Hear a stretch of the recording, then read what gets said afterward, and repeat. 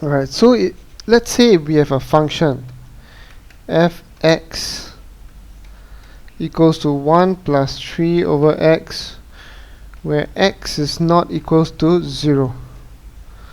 Okay, let's say we have a function like that, and what do?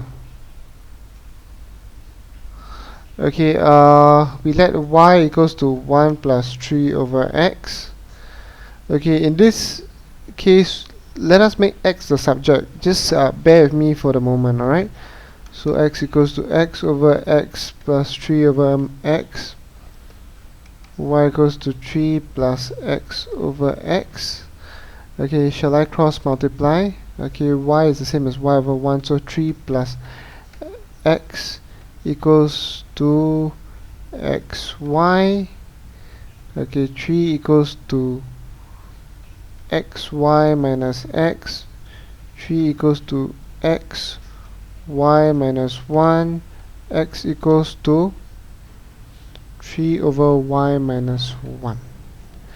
Okay, where y cannot be equal to 1, because if y is equal to 1, the denominator would be 0. If the denominator is 0, x will be undefined.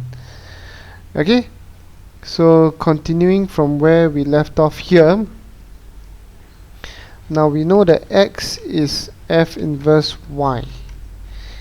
Okay, now since f inverse y is equals to 3 over y minus 1, where y is not equals to 1, all we have to do is replace y with x this time round. Okay, f inverse x is 3 over y replaced with x minus 1, where x is not equals to 1.